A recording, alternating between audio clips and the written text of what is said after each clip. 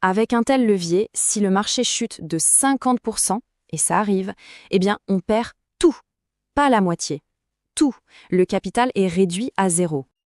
Alors, la question est, le lendemain, après avoir tout perdu, est-ce qu'on continue?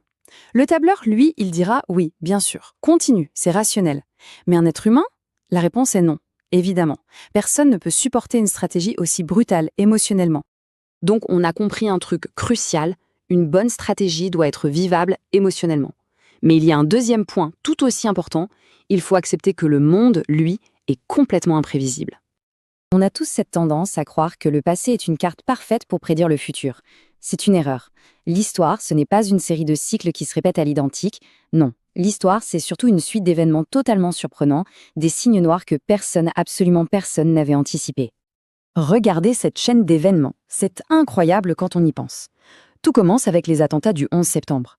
En réaction, la Banque centrale américaine baisse massivement ses taux pour éviter une crise. Ces taux très bas, qu'est-ce qu'ils créent? Une bulle immobilière gigantesque. La bulle finit par éclater, ce qui nous amène à la crise financière de 2008, et cette crise détruit le marché de l'emploi, ce qui pousse des millions de jeunes à aller à l'université. Résultat final, une dette étudiante colossale. Qui aurait pu prédire ça? Personne. La vraie leçon à tirer de ces surprises, ce n'est pas de se dire « Ah, la prochaine crise ressemblera à ça ». Non.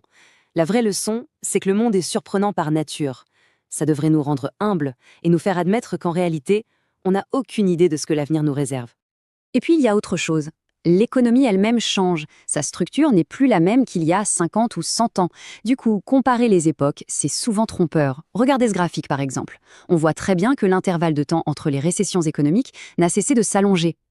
Même le grand Benjamin Graham, le mentor de Warren Buffett, passait son temps à adapter ses formules. Il disait lui-même qu'une stratégie qui cartonnait dans les années 50 était complètement dépassée dans les années 60. Alors si même une légende comme lui reconnaissait que tout change en permanence, comment pourrait-on s'accrocher à une vision figée du passé? C'est un piège. Bon, alors on fait quoi avec tout ça? On a nos émotions d'un côté et un monde totalement imprévisible de l'autre. Eh bien, ces deux réalités nous amènent en fait à la même conclusion. Une conclusion très puissante. Puisqu'on ne peut pas être parfaitement rationnel et qu'on ne peut pas prédire l'avenir, sur quoi peut-on se reposer? La réponse, elle est là. La variable la plus importante en investissement, le seul véritable super-pouvoir, c'est le temps.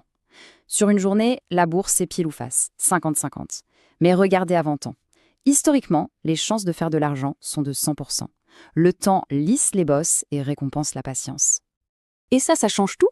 Ça veut dire que la compétence financière la plus importante, ce n'est pas d'être un génie des maths, c'est l'endurance, la capacité à tenir sur la durée.